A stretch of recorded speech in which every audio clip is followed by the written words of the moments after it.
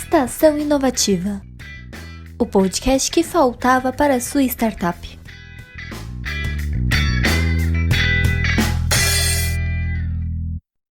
Olá, ouvintes do Estação Inovativa. Acomodados para mais um episódio sobre empreendedorismo inovador? Eu me chamo Felipe Araújo, sou gestor de relacionamento com foco em análise de dados e hoje vamos falar sobre o empreendedorismo nas diferentes gerações. E antes de começarmos, vou apresentar alguns dados importantes para essa discussão. De acordo com o último Monitor Global de Empreendedorismo, de 2019/2020, temos cerca de 12% dos empreendedores acima dos 55 anos. Nas outras faixas etárias, entre os 18 e 54 anos, a média costuma ser perto dos 22%. Essa diferença também é vista em outros países da América Latina, Ásia e Europa. Dados retirados pelo Data Sebrae de 2014 apontam que, na época, os empreendedores de 55 e 64 anos eram 17% do ecossistema, mas acima dos 65 anos, esse número caía para 7%. No Inovativa Brasil, vemos esse cenário se repetindo. A faixa etária média fica em torno de 25 e 40 anos, apesar de termos acelerado startups com empreendedores mais novos e mais velhos.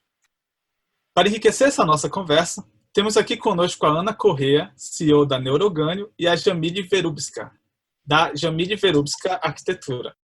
Olá, Ana. Olá, Jamile. Sejam muito bem-vindas. E agora a gente vai dar início às perguntas. Para começarmos, queria que vocês começassem se apresentando e contando para nós o que trouxe vocês a esse universo do empreendedorismo. Quais foram as motivações que as incentivaram e moveram as startups de vocês? Então, Ana, você gostaria de começar? Obrigada, Felipe. Olá, Jamile. Olá para todos. Então, eu quero agradecer ao Felipe, ao Inovativa, o convite e a oportunidade de partilhar a minha experiência, a minha visão de mundo com os ouvintes do podcast da Inovativa. Muito obrigada. Eu sou Ana Beatriz Corrêa, CEO da Neurogânio. Oferecemos as ferramentas para ajudar o desenvolvimento de potenciais de crianças com deficiências. O empreendedorismo circula nas minhas veias. Cresci em ambiente empreendedor. Meu avô ficou órfão aos 11 anos e teve que entregar cartas e lavar vidraças para se manter. Ele foi um autêntico self-made man, ao desenvolver a metalúrgica Triângulo, Metais Metrila, por mais de 70 anos. Trabalhei lá com ele por mais de 10 anos como assessora da presidência, aprendendo na prática sobre o que é empreendedorismo. Sou engenheira de formação com especialização em TI. No mesmo mês de 1998, que ele vendeu a empresa dele, eu abri a minha primeira empresa, a Banher Banheiras Infláveis para Box, onde eu fabricava e comercializava banheiras que eu mesma inventei, patenteei e tive patente concedida pelo INPI. As banheiras podiam ser instaladas em box de banheiro sem necessidade de reforma. Ofereciam banho relaxante, banhos terapêuticos e também parto na água. Para meu filho autista, eram os melhores momentos de seu dia. Era quando ele estava dentro da banheira. Em 2014, tivemos que fechar, pois a crise com o aumento das tarifas de água e luz da época derrubou nossas vendas.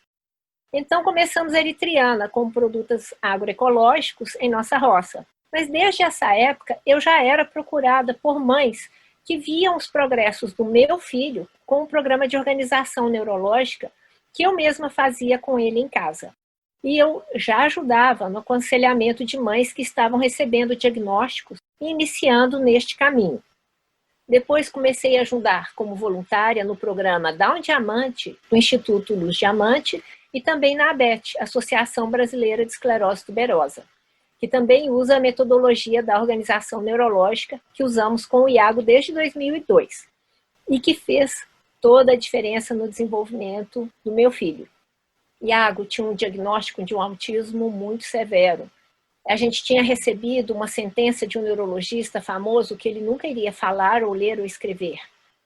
Hoje, depois de 18 anos de estimulação, ele já migrou para um autismo bem leve, fala, lê, escreve, se comunica super bem, navega na internet, e ele quer ser repórter.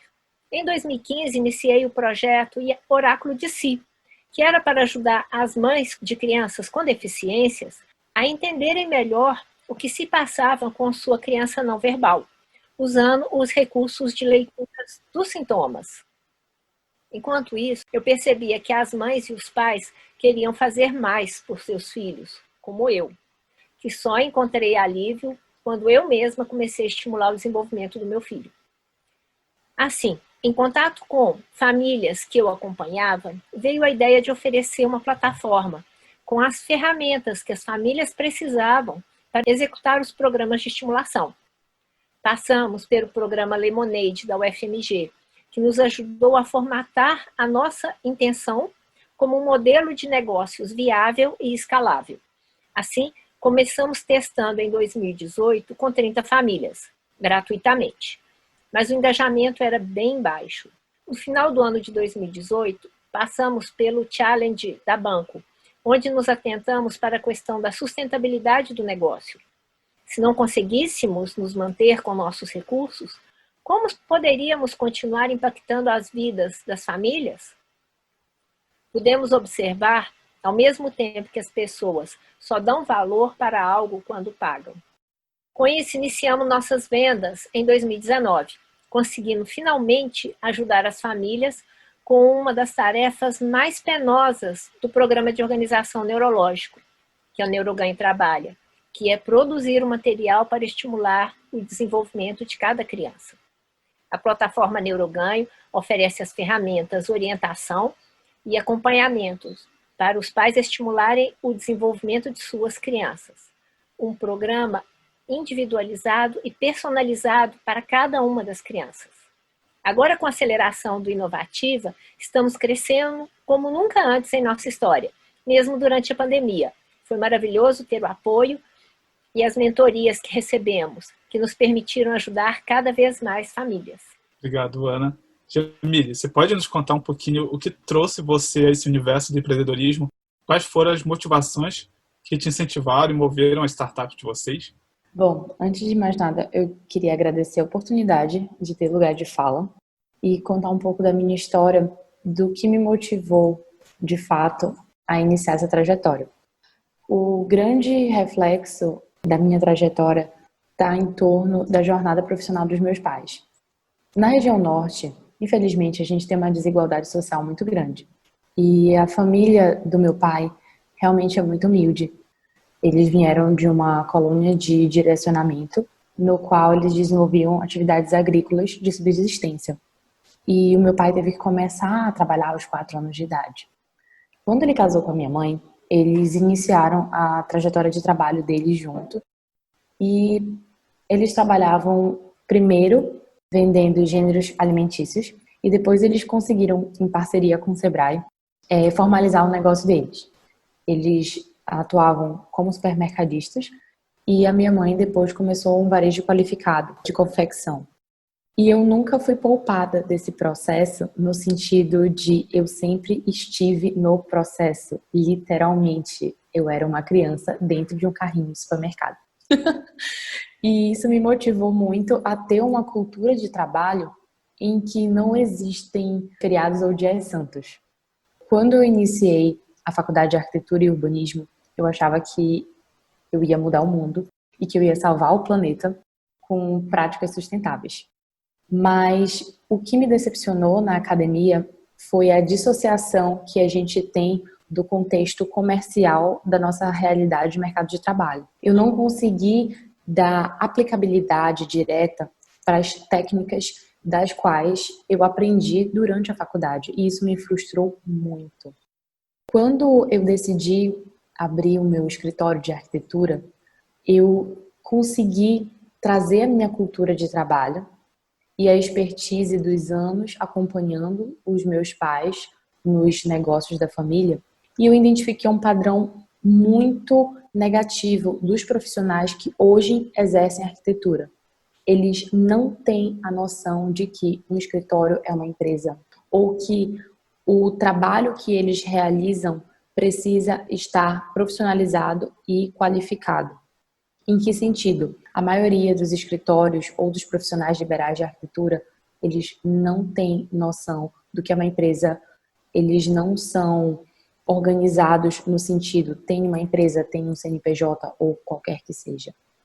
As relações de trabalho ainda são muito não profissionais nesse sentido.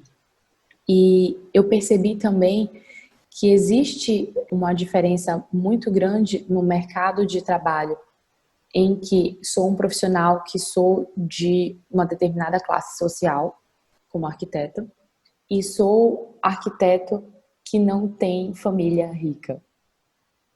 É muito difícil, pelo menos no contexto da região norte, essa inserção, no sentido de que não estão profissionalizados as empresas, e aí o jovem recém-formado se encontra em duas opções. Ou eu vou vender a minha mão de obra, ou eu vou trabalhar informalmente, como freelancer, talvez. E eu iniciei a minha jornada trabalhando num coletivo de arquitetura.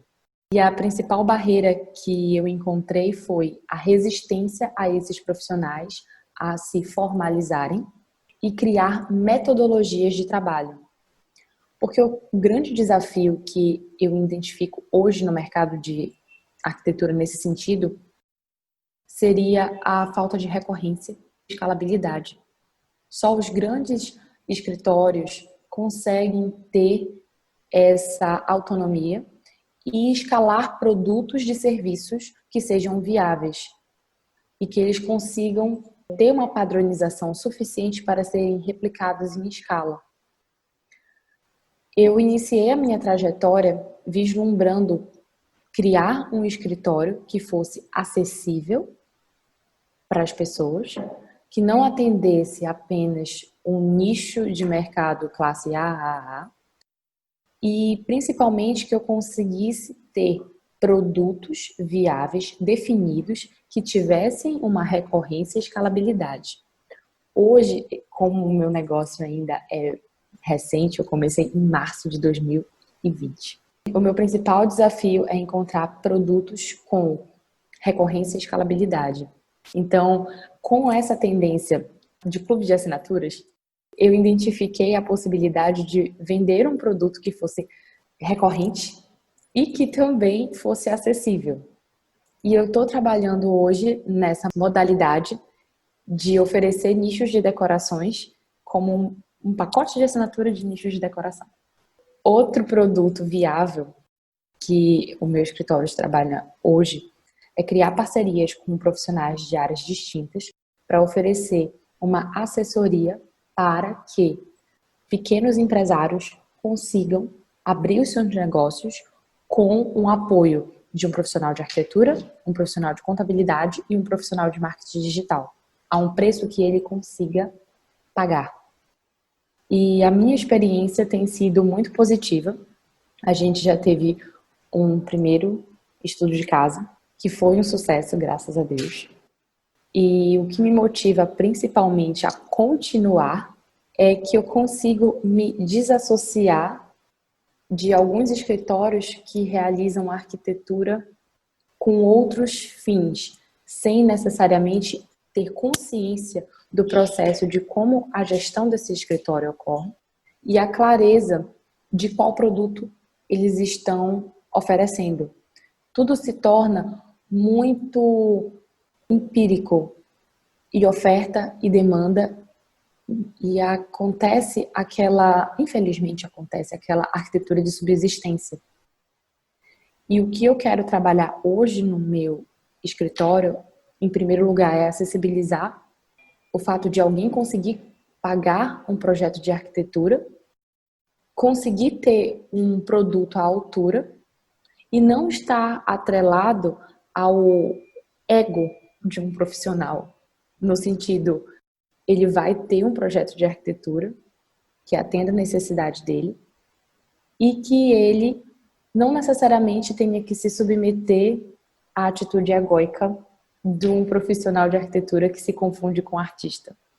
Não que eu esteja criticando, longe de mim, arquitetos geniais, mas houve uma deturpação de mercado ao ponto das pessoas não conseguirem ter acesso a esses serviços por estigmas criados ao longo das décadas, nesse sentido. E a racionalização do processo de concepção projetual. Muito obrigado por compartilharem suas motivações. A nossa próxima pergunta é a seguinte: Com base nesses dados do GEM e do Sebrae, podemos perceber que os empreendedores mais velhos são poucos se comparados às outras idades. A Ana, que está aqui conosco, é CEO da startup Neurogânio e hoje possui 56 anos. Ana, como é para você esse processo de começar um empreendimento em um cenário cuja maioria dos empresários são mais novos? Obrigada pela pergunta, Felipe. Na vida a gente está sempre recomeçando, se reinventando. As dificuldades sempre existem e sempre existirão. Elas vão mudando e preparando a gente para o próximo desafio. Eu encaro como um game. Cada fase que a gente supera, vence, vamos para a próxima fase, que vai nos desafiar a propor novas mudanças. E esse é o conceito de startup. A gente erra rápido, aprende rápido e faz todas as mudanças necessárias. Como eu contei para vocês antes, a minha trajetória empreendedora começou por volta dos 30 anos. E posso dizer que empreender vicia. De lá para cá, eu estou sempre buscando como solucionar um problema das pessoas e agregar, entregar um valor na vida delas. Hoje, a melhor forma que eu encontrei para fazer isso é ajudá-las com o desenvolvimento de suas crianças e jovens com deficiências, para que essas crianças e esses jovens possam se tornar quem eles realmente nasceram para ser. E para você, Jamile, como que foi iniciar um novo empreendimento justamente nesse cenário com empreendedores mais jovens? A principal dificuldade que eu sofri foi fear of missing out. Eu sofri um processo de estresse muito grande porque eu fui bombardeada de informações e de fluxos e de coisas acontecendo. Mesmo estando num período de pandemia, eu acho que o jovem hoje está submetido a uma quantidade de estímulo muito grande.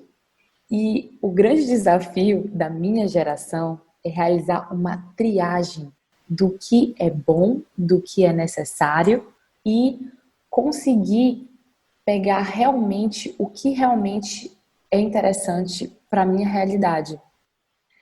Eu não tenho necessidade de participar de todos os eventos. Eu não tenho a necessidade de abarcar diferentes nichos de mercado ao mesmo tempo, porque é uma oportunidade, porque é uma tendência tal, e eu conheci outras pessoas que estão trabalhando com aquilo e fomentando. Então, eu tive que realizar escolhas. Mas foi um processo muito estressante até eu estar consciente desse processo e da quantidade de estímulos que eu estava recebendo. Chegou um momento em que eu percebi que eu poderia estar sobrecarregando a minha equipe de trabalho por conta dessa demanda frenética e de que espera-se que nós estejamos em todos os lugares ao mesmo tempo. Como profissional de arquitetura, a gente tem uma necessidade de lidar com o cliente dentro da nossa metodologia de trabalho para fazer as percepções projetuais e analisar o que seria melhor para aquele cliente em determinado cenário. O único problema é que hoje muito desse universo de arquitetura está relacionado a fluxos que vão direcionando para diferentes nichos. E a principal dificuldade foi identificar esses fluxos e entender realmente, seletivamente, o que seria interessante para a minha realidade.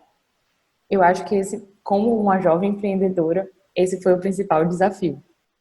Ana, é bem interessante a fala, né, esse assunto que a Jamile abordou agora, esse ponto de que hoje os jovens são cada vez mais bombardeados por muita informação, a gente realmente tem muita coisa acontecendo ao mesmo tempo, né, tá todo mundo muito conectado. Você trouxe um pouco da sua experiência, então você começou a empreender há 26 anos atrás, acredito que você teve a oportunidade de passar por diferentes cenários. Então, como que você enxerga o cenário do empreendedorismo hoje para essa nova geração bombardeado por informações, para o cenário que você tinha, por exemplo, há 26 anos? Obrigada pela pergunta. Eu adoro isso que a Jamile comentou da gente ser bombardeado de informações. Na época da minha primeira empresa, da Banheira Inflável para a Box, era uma absoluta falta de informação. Então, a gente não encontrava quem fabricava matéria-prima, a gente não encontrava quem fabricava o material. Eu tive praticamente de desenvolver o material que eu aplicava na minha banheira inflável, eu tive que desenvolver a ferramentaria, pagar para uma pessoa fazer a ferramentaria para ela ser aplicada. A gente não existia, né? Os anúncios que a gente fazia eram em catálogos telefônicos, uma coisa que não existe mais, e revistas especializadas, principalmente de arquitetura e design. Então, eu acho maravilhoso isso. Eu acho que, assim, quanto mais informação, quanto mais divulgação, propagação do conhecimento, eu acho maravilhoso e eu amo estar vivendo essa nova época, essa novidade do empreendedorismo, porque é completamente diferente de quando meu avô começou e de quando eu comecei no século passado. E aí, só para complementar um pouquinho a tua fala, você enxerga esse ponto que a Jamile trouxe, por exemplo, que é importante filtrar, né? Esse excesso de informação realmente é importante, ajuda muito na divulgação, em ter acesso a mais informações. Como que você enxerga o ponto que a gente encontra hoje? Assim, é realmente importante filtrar, é importante saber muito bem para onde eu estou indo, para que eu não me sinta sufocado de informações. Como que você faz isso hoje, né? Você passou por um momento que não tinha muita informação, agora a gente passou por um momento onde a informação ficou muito exposta e agora a gente está no terceiro momento onde eu preciso filtrar porque eu já tenho o excesso. Como que você enxerga? Eu acho que a colocação da Jamile foi perfeita nesse sentido. Eu acho que, assim, chega uma avalanche de informações, ainda mais depois da pandemia com o home office. Se você ficar online, você tem conteúdo 24 horas por dia para você consumir e você não vai conseguir consumir todos esses conteúdos.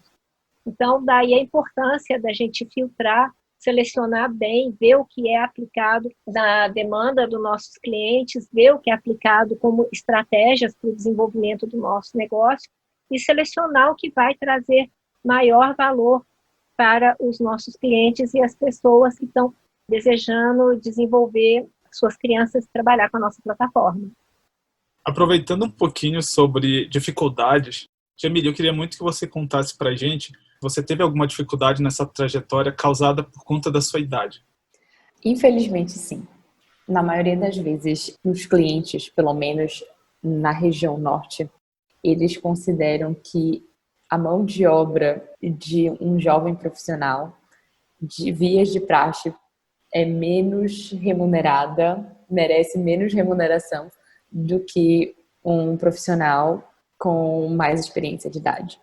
Por mais que, em alguns casos, eu possa estar atendendo os mesmos critérios de expertise em determinado tipo de elaboração de projeto.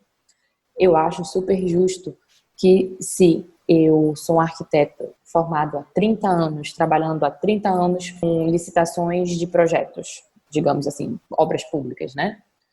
Eu tenho uma expertise muito maior naquele cenário, certo?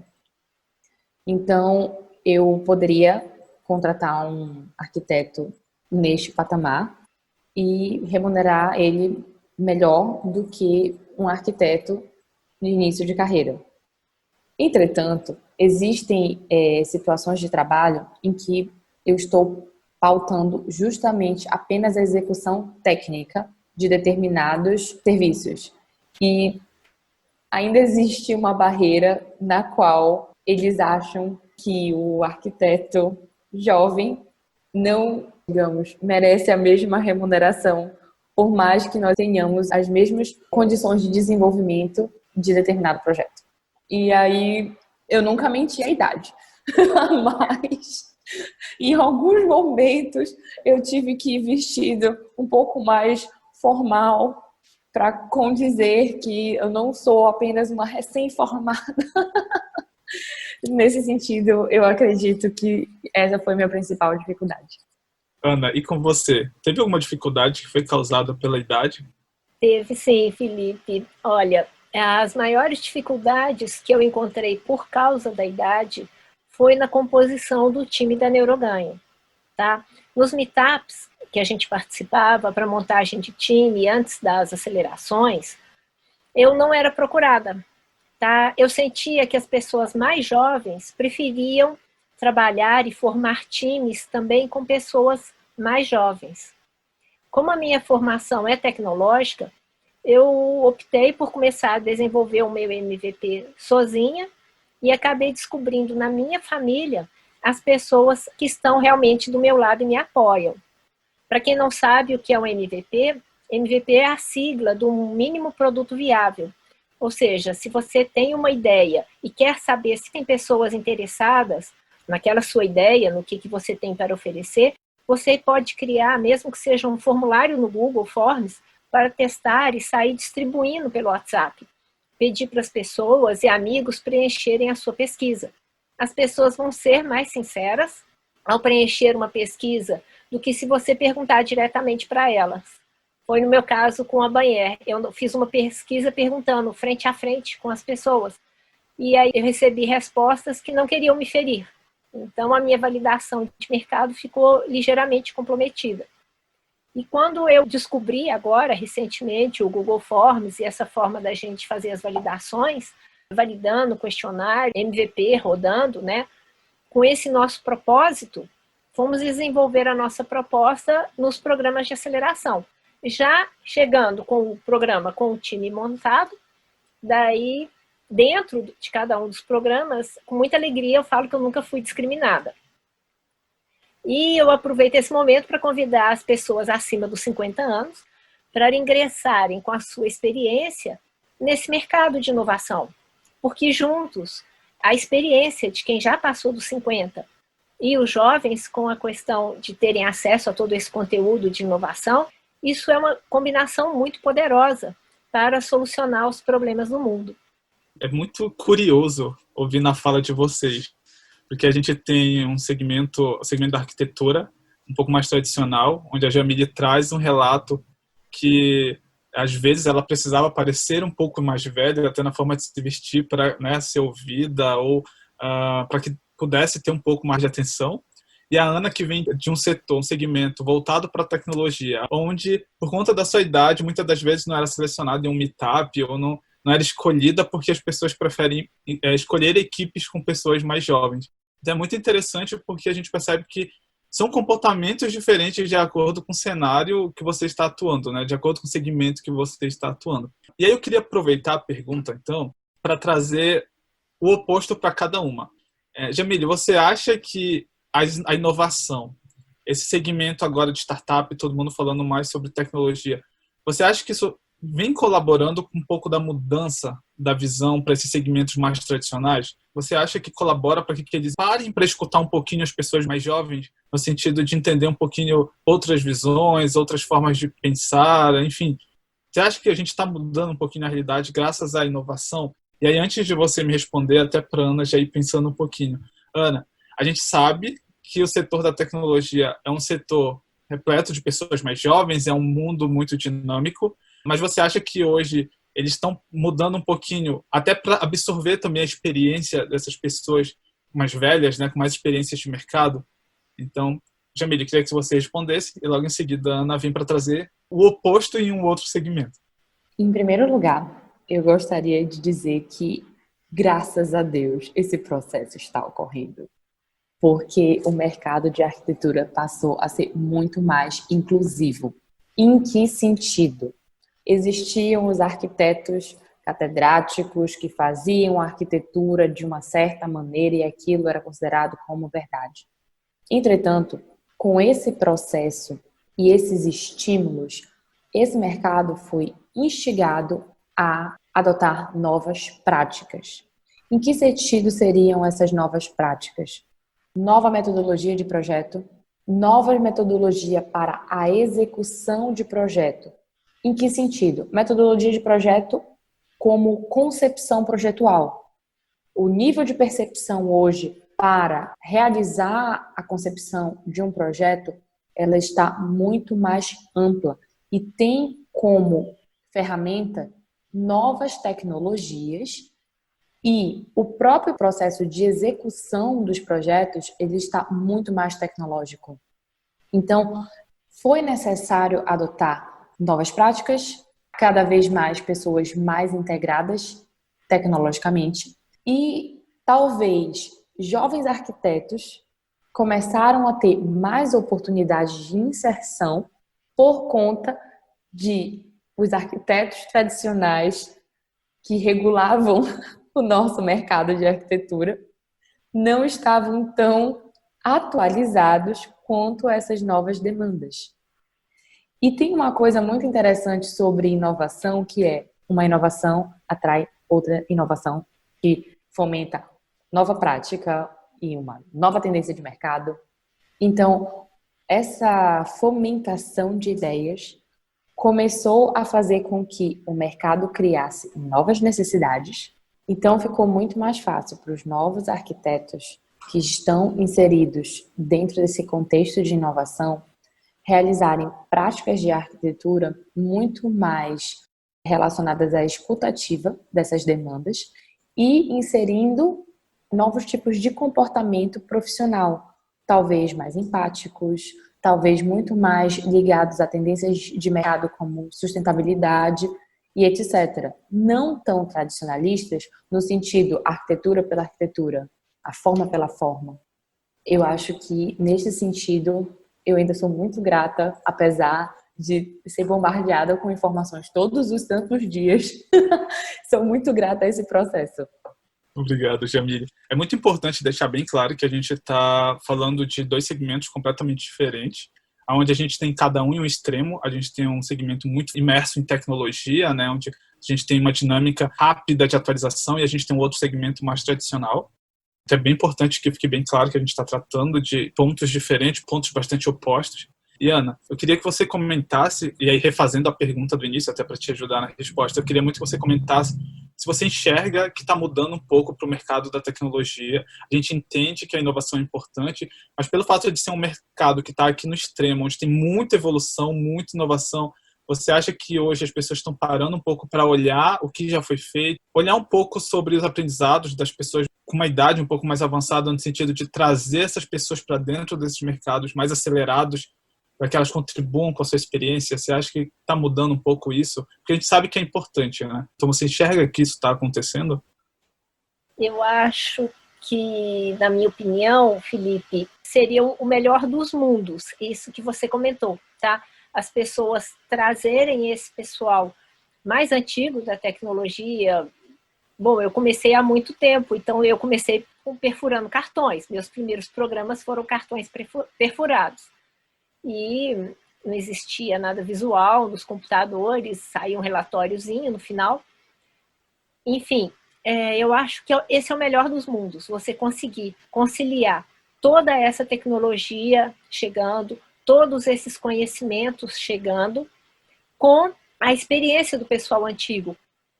Eu entendo que o desenvolvimento humano começa a ter muito mais valor para as pessoas mais velhas. É claro que todas as regras têm exceções, claro, a gente encontra muito gente jovem, bacana, que respeita essa questão da troca humana, mas eu acho que na área especificamente da tecnologia, isso é mais perceptível nas pessoas um pouco mais velhas, que já viveram um pouco mais para começar a dar valor para isso. Afinal, são pessoas lidando e conversando com pessoas.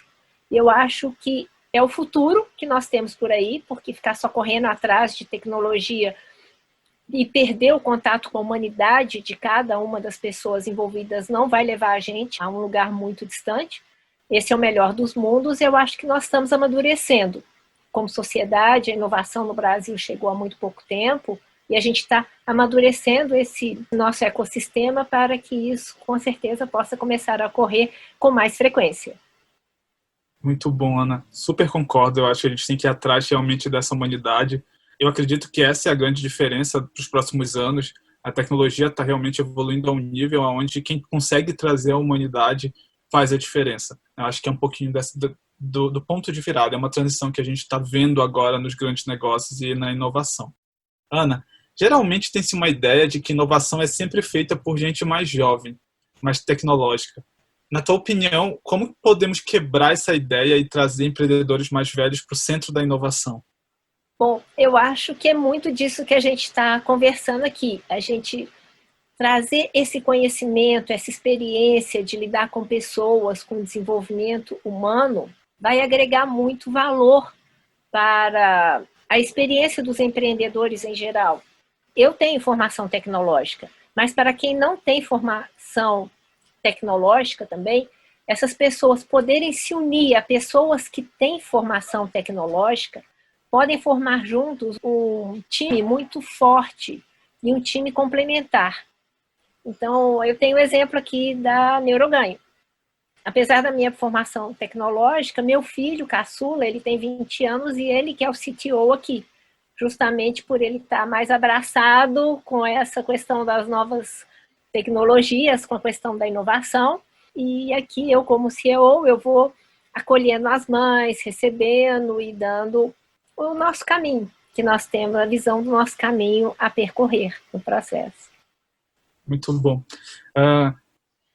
Com base nos dados, né, que a gente trouxe hoje para essa conversa, me veio uma pergunta na cabeça que é como que nós podemos fomentar o empreendedorismo para diferentes idades? E até trazendo essa pergunta para a Jamile, a gente sabe que apesar de ter muita informação, a maioria dos jovens sempre tem ainda dificuldade em empreender, ainda enxergam uma barreira no empreendedorismo. Principalmente os jovens que são recém-formados, que estão chegando no mercado de trabalho. Então, assim, como que você acredita que a gente consegue tornar esse universo mais acessível para esse público mais jovem? Hoje eu tenho um comportamento empreendedor e sou empreendedora, graças à minha cultura de trabalho e expertise ao longo dos anos, acompanhando a minha família que tem essa cultura. Eu não tive um ambiente propício dentro do ensino médio e da faculdade que me direcionasse ou me apresentasse esse universo. Eu gostaria de pontuar que dentro da Universidade Federal do Pará existe organismos, que eu costumo dizer, de apoio e incentivo, mas eles são muito pontuais e não extensivos ao longo da rede de capilaridade que a gente encontra hoje na universidade. Mas isso não falo apenas com base na minha experiência de UFPA, de uma universidade federal. Eu não encontrei essa fomentação em outras instituições pelas quais eu percorri. São como se fossem pequenos espaços de oásis ao longo de diversas realidades. E eu acredito que a única forma de estimular esse comportamento é oferecer um ambiente em que isso seja estimulado, que seja explicado, em que seja fomentado de alguma forma, mesmo que em níveis básicos. Eu não tinha noção nenhuma do que era uma startup. Eu não sabia nem o que era uma startup, para que servia uma startup na minha vida.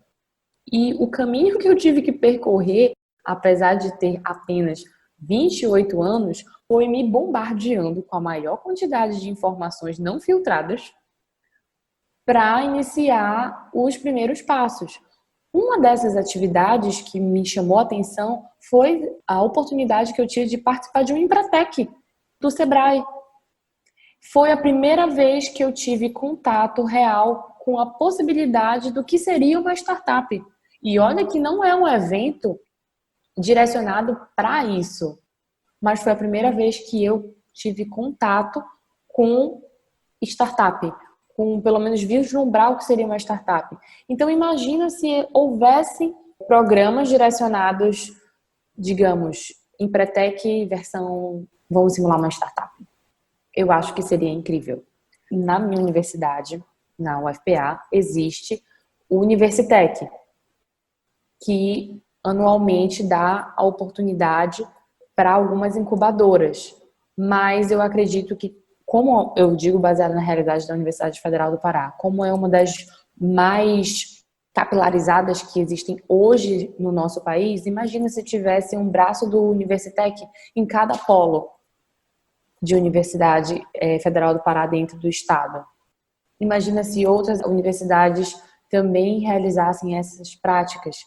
O quanto que seria incrível e quantas oportunidades esses jovens que estão recém-formados teriam de tipo, nossa, vamos lá, vamos tentar.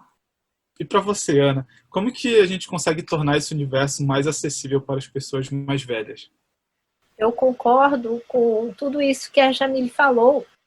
No ambiente acadêmico, eu também não encontrei nada de cultura empreendedora. Para mim, esse meu espírito empreendedor também é devido à minha família, né? Ao histórico, a tudo que meu avô passou.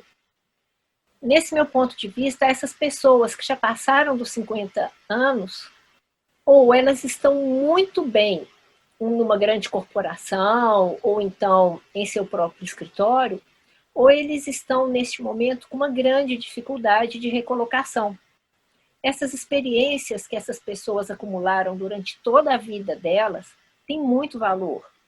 O que eu gostaria de passar é que essas pessoas que hoje estão passando por essa dificuldade de recolocação, que olhassem para dentro de si mesmas, identificassem o que as diferencia, o que as torna únicas, seus conhecimentos, suas expertises, seus familiares e as pessoas próximas também começarem a estimular esse reconhecimento dessa sabedoria adquirida durante toda uma vida e estimulasse nelas a disposição que essas pessoas partilhassem seu conhecimento, sua experiência.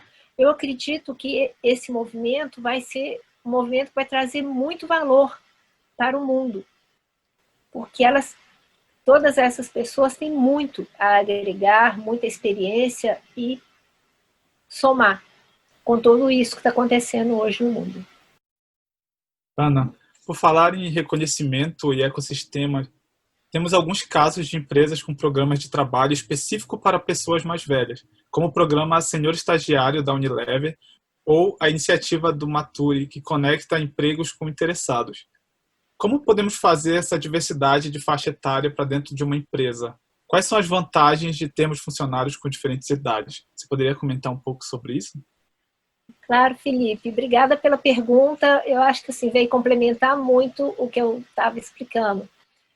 Quando você comentou sobre isso, me veio à mente aquele filme O Estagiário, de Nancy Meyers, com Robert De Niro e Anne Hathaway. A Anne Hathaway, ela tem uma startup altamente tecnológica e ela cria um programa de estágio na sua startup e ela acaba contratando um estagiário de 70 anos. Ele rapidamente se torna muito popular na empresa, justamente pela experiência de vida que ele teve. E ele se torna conselheiro da CEO dessa nova startup. Para vocês terem uma ideia, ele tinha tido uma empresa de listas telefônicas.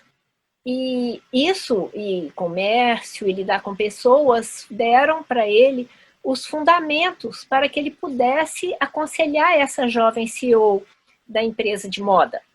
Do meu ponto de vista, mesmo que hoje em dia não existam mais catálogos telefônicos, toda a experiência dele foi muito mobilizada nesse estágio em um ramo completamente diferente. E ele conseguiu, no filme, né, com muito sucesso, fazer essa transposição de uma empresa antiga e tradicional para um modelo altamente tecnológico e usando a vivência, a experiência dele de vida para conquistar resultados fabulosos. Não vou dar o spoiler aqui do filme, porque a CEO estava passando por uma crise e eu quero recomendar para que vocês vejam esse filme depois, numa hora vaga aí que vocês tiverem.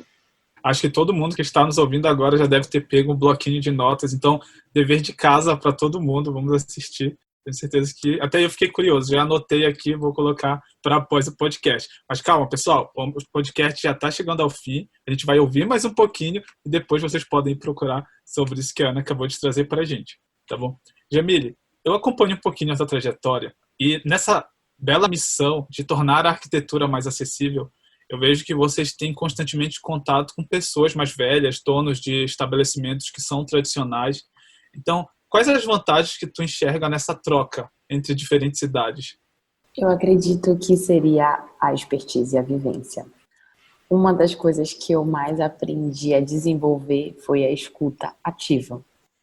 Porque muitas das vezes o jovem já vem com aquele ímpeto de arrogância. É muito inerente à juventude achar e ter um pouco da petulância e dizer: eu sei, eu sou dominador de tecnologias, eu consigo desenvolver isso muito melhor e muito mais rápido. Entretanto, a gente não tem a expertise e entender de outras condicionantes, inclusive culturais, que são muito inerentes ao processo de arquitetura e que, na maioria das vezes, pelo menos empiricamente das experiências que eu tive, foram muito mais enriquecedoras. Poder exercer essa escuta ativa e respeitar as tradições e, às vezes, determinados costumes relacionados à prática de arquitetura. Em que sentido? Práticas construtivas que são vernaculares e que funcionam muito melhor para determinadas condições do que uma solução tecnológica pré-moldada. Porque, às vezes, não está necessariamente relacionada apenas à forma de conceber o projeto e executar aquela edificação. Também está relacionada à percepção que os usuários vão ter daquela edificação. Entende? Então, eu ganhei muito mais absorvendo um pouco desse processo do que necessariamente impondo um novo modo de vida para essas pessoas. Já estamos quase finalizando as nossas perguntas e agora é a hora da nossa pergunta-chave, que também é o tema desse episódio. Existe idade para empreender? Ana, existe idade para empreender? Eu penso, Felipe, que existe um momento para empreender e que o melhor momento para empreender é agora, independente da idade, usando os conceitos e as experiências que foram adquiridas pelas pessoas, pelos profissionais ao longo de sua vida, sem se preocupar com a idade que eles têm hoje. Os mais novos podem não entender, mas a idade é um grande diferencial competitivo, justamente completando isso que a Jamília acabou de falar. Do pessoal novo da tecnologia, achar que eles estão por cima, mas a experiência é um grande diferencial competitivo. Como os estudos de neurologia sobre neuroplasticidade, o declínio cognitivo é uma possibilidade remota para quem se mantém ativo no mercado. Então, até mesmo por uma questão de saúde mental, de prevenção a doenças degenerativas, eu indico e recomendo o empreendedorismo. E se alguém quiser saber mais e quiser ter acesso ao suporte fisiológico, a gente tem o livro do neurologista Dr. David Perlmutter.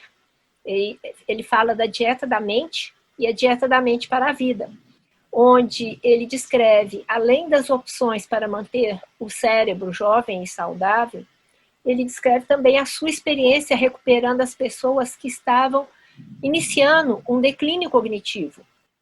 Então, a minha recomendação é empreenda agora. Que excelente dica.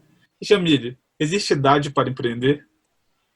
Eu acredito que não existe idade para empreender e quanto mais cedo, melhor.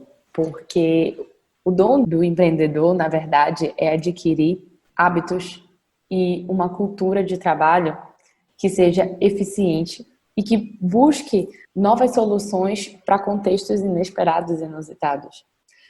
Hoje, eu pratico fortalecer hábitos empreendedores na minha filha de 5 anos, de forma que ela não sofra determinadas dificuldades que eu tive ao longo do meu processo, me descobrindo como empreendedora. Então, se as escolas talvez pudessem iniciar esse processo paulatinamente com as crianças, eu acredito que nós teríamos soluções muito mais eficientes para tantas coisas no nosso cotidiano. Essa nova geração, ela já teria direcionamento, oportunidade, informação, e seria incrível. Esse é o meu parecer. Nossa, que conteúdo rico. Foi fantástico poder conversar com vocês. A gente vai chegando ao fim.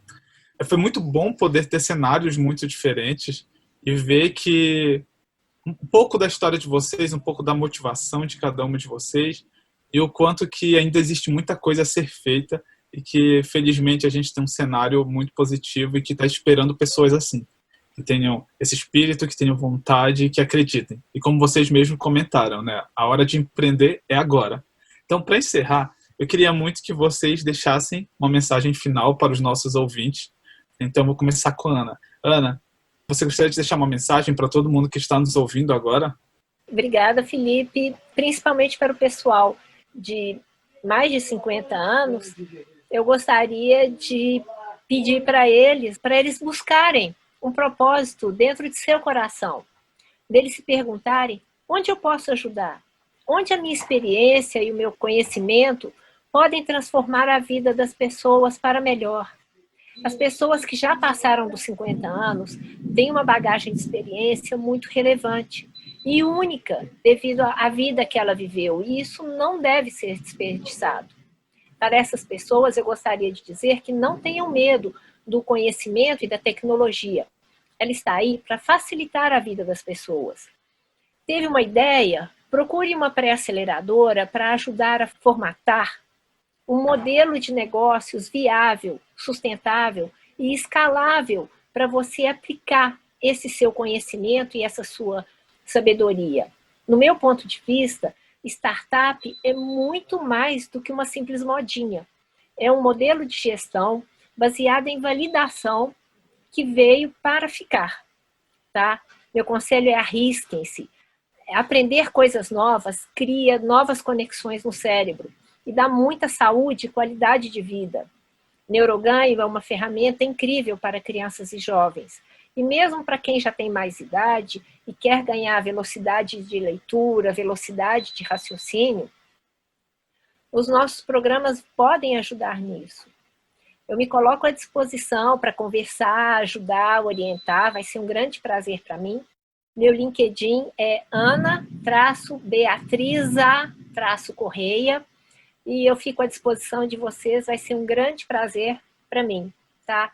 Mais uma vez, obrigada pela oportunidade. Nós que agradecemos, Ana. Jamile, gostaria de deixar uma mensagem para os nossos ouvintes?